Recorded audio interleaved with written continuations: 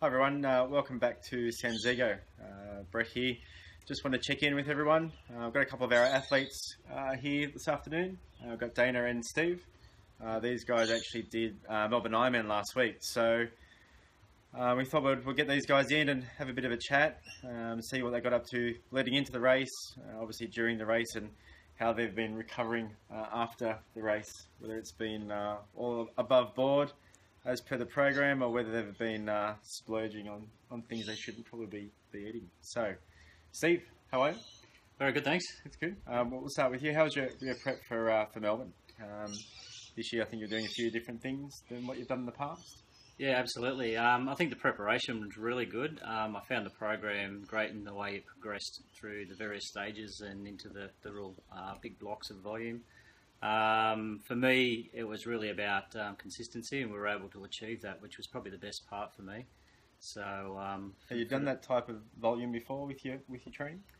I have, but it probably wasn't as well structured. So for me, the structure really came down to the difference between this program and any others. So I found it really good, and it really worked for me in terms of juggling everything else as well. Oh, cool. Thank you.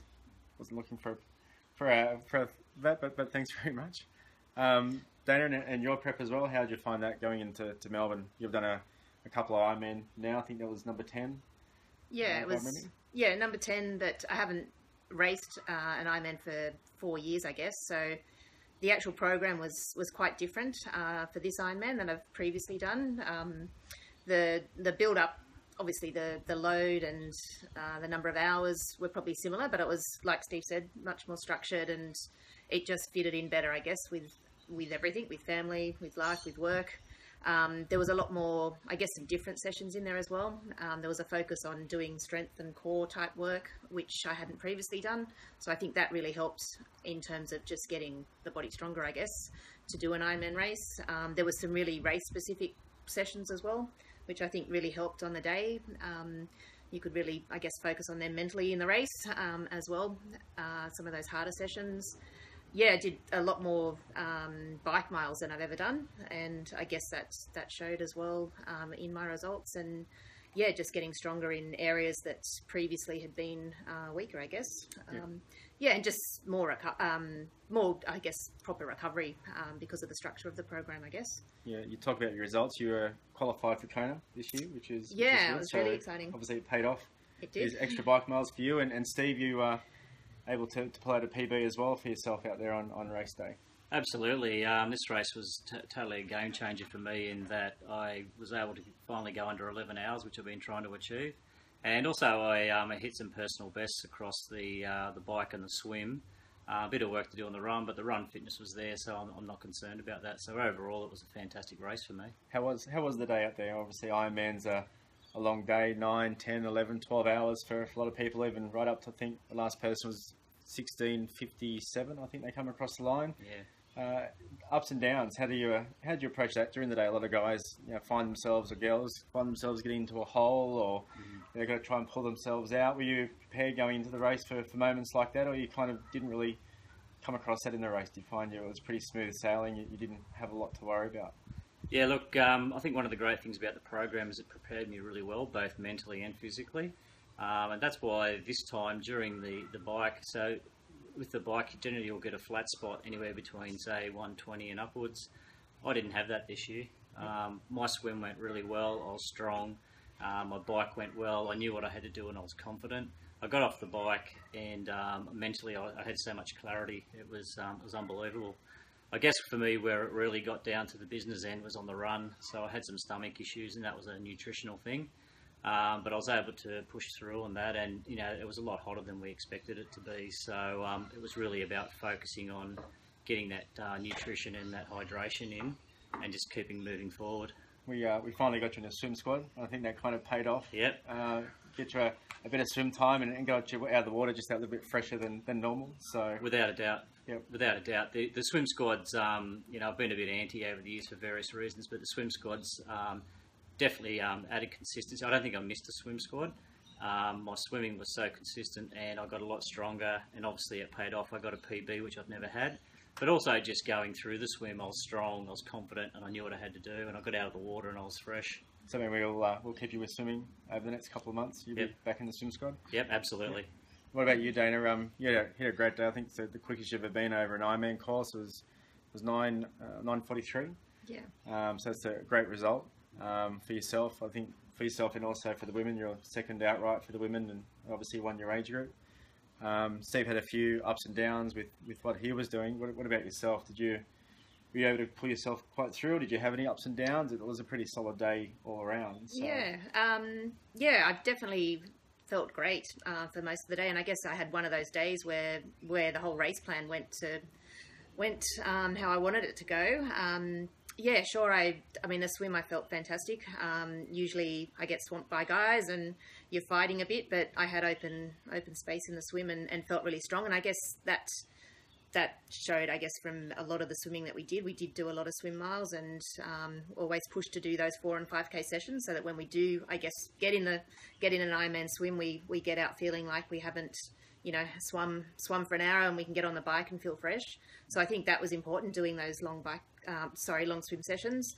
On the bike, for the first probably 45 Ks, I always seem to struggle a little bit, just getting, legs hurting and back hurting a little bit, I guess, from the cold probably initially in that first hour. But generally the whole bike ride, I felt really strong, and actually got stronger by the end of the bike, felt stronger, I guess, by the end of the bike ride.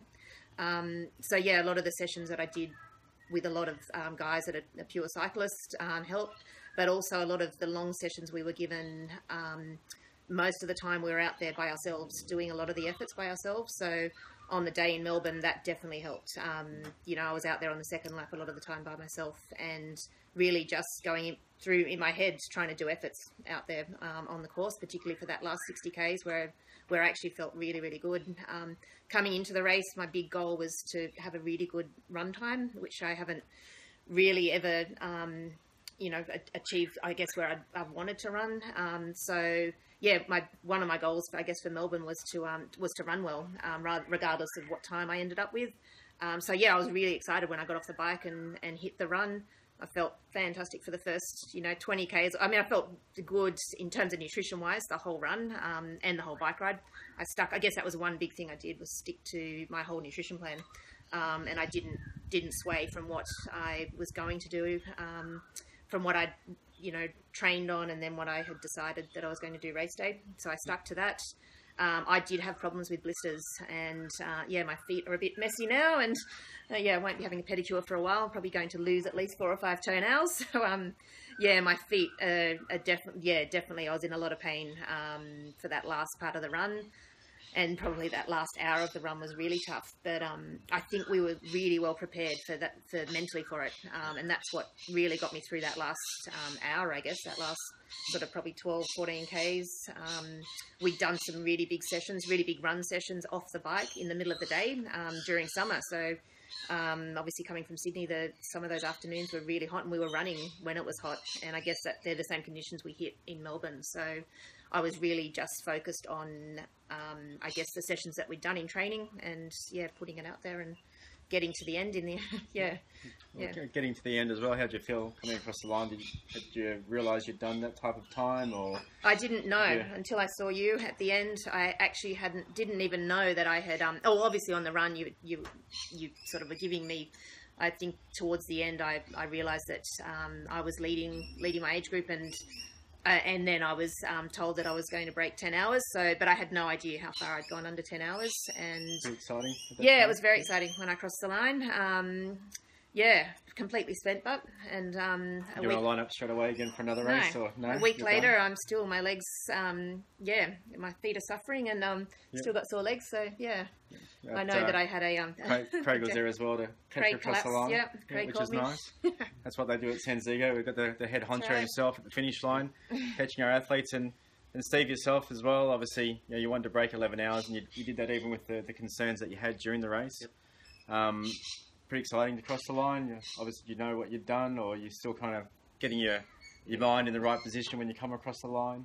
Yeah, look, with all the issues I was having mid-race with my stomach and that, I got to a certain period in the race where I made some deals with myself. I knew what I had to do. I was watching my time. I knew how I could run. So I just basically from 12K out just put the hammer down and really just pushed towards the line to achieve that goal. You know, I owed it to myself and to a lot of other people as well, including yourself, to get myself there and achieve that goal. So that's what I did. I literally just, as I said, detached my head from my body and just ran hard as I could. And to cross the line and be able to achieve that was really good. I was very happy with how things came out. With recovery this week, have you guys done a lot of training? What have you done so far? I know, Steve, you've gone out and you've done a couple of bits and pieces. How's the body felt? Yeah, look, I put this down to how we trained prior to the race. I've bounced back really well compared to other Ironmans. Still yet to have a decent massage, but I was out and had a bit of a roll around on the bike the other day.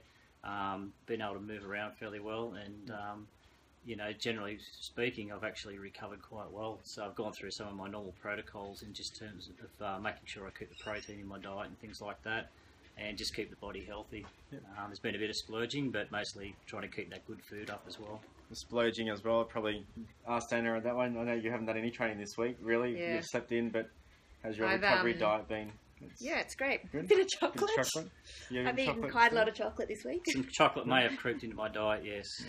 I think I had some chocolate out of sympathy as well, just a little bit to get it run across the line. But no, just wanted to bring some of our feedback from our athletes, more just to see how their races went, what they're happy with, what they think they can fix for next time as well. And obviously we haven't put them into the ground just yet. They're keen to go for another one, hopefully, in the not too distant future. But thanks everyone. Hope everyone's well and training safe and training hard, and hopefully we can catch up again soon.